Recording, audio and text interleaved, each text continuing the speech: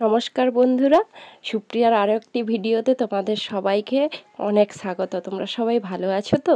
আশা করি সবাই ভালো আছো আর সুস্থ আছো। আমি কিন্তু একটু অসুস্থ আছি, আমার শরীরটা ঠিকঠাক নেই, ঠিক আছে। আর সকাল সকাল দেখো মা আর আমি মোচা ছাড়াতে বসে পড়েছি।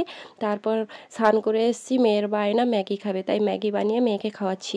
আবার মেয়ে আমার নিজের হাতে ম্যাগি খাবে, চামচে খেতে পারে না, চামচে তুলে দিতে হবে, সে নিজে নিজে খাবে।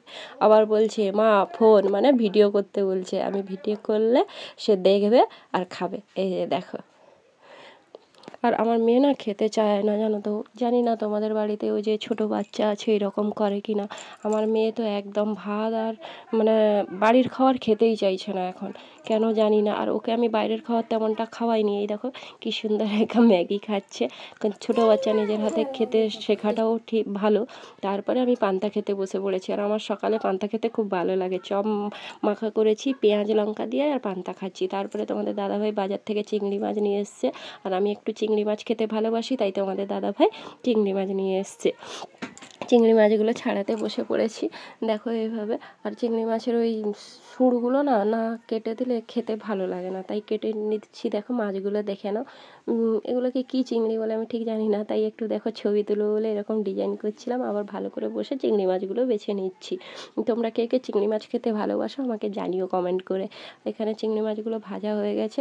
তারপর তোমাদের দাদাভাই বলছে আমি চপের আলুটা করছি, তুমি জল নিয়ে আসো। ওই জন্য বসে বসে চপের আলু করছে, আমি জল নিতে গেছিলাম। তার মধ্যে দেখি এক ফটোওয়ালা এসছে, মা সেখান থেকে বিপত্তারিণী মায়ের ফটো নিয়েছে, কারণ আমাদের ফটোটা উই খেয়ে নিয়েছে। আর মা তোমাদের দাদাভাই মেয়ে করে যাচ্ছে হেলথ সেন্টারে মায়ের প্রেসারের ওষুধ আনতে। এদিকে আমার চপের আলু করা হয়ে গেছে, ওরা গেছে যখন আমি চপের আলুটা দাদাভাই করছিল দেখেছো। তার আগে আমি জল আনতে গেছিলাম বলে আমি আর এটা করতে পারিনি। তার আগে আমি রান্না করে নিয়েছি কুমড়ো ফুলের বড়া, মোচার ঘন্ট, ঘন্ট ঠিক না চচ্চড়ি, আর এখানে চিংড়ি মাছের টকটা তো হয়। তোমরা যতজন আমার বন্ধু আছো সবাই জানো যে আমার বাড়িতে টকটা প্রত্যেক দিন হয়। আর এখানে হচ্ছে চিংড়ি মাছের তেল ঝাল। চিংড়ি মাছগুলো যেগুলো নিয়ে এসছিল হাফ হাফ করে টক করেছি আর হাফ তেল ঝাল করেছি। কেমন লাগছে দেখে জানিও রান্নাটা দেখতে। আর তোমরা কে কে চিংড়ি মাছ খেতে ভালোবাসো, মোচা খেতে ভালোবাসো জানিও। এখানে চপের আলুটা গামলায় করে নামিয়ে নিচ্ছি, কারণ চাউমিন সেদ্ধ করব, ডিম সেদ্ধ হবে, ওই জন্য করে। আর না করে নিলে একেবারে আবার মেয়েকে খাওয়ানো আছে, স্কুলে যাওয়া আছে, ওই জন্য কি হয় বলো তো, আমার না দেরি হয়ে যায়।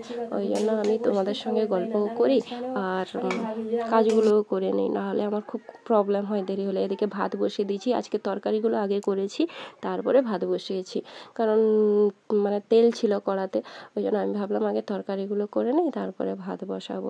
এদিকে রোল মাখাবো বলে রোলগুলো করে নিচ্ছি। তারপরে ভাবলাম একটা কুমড়ো ফুলের বড়া খাই, সব দিন না ঠান্ডা হয়ে যায় খেতে, স্কুল থেকে এসে খাই ঠান্ডা হয়ে যায়, ভালো লাগে না। আর একটু কুমড়ো ফুলটা পুড়ে গেছে, কেউ কিছু মনে করো না, কারণ আমি জল আনতে গিয়ে কুমড়ো ফুলটা একদিন পুড়িয়ে ফেলেছি।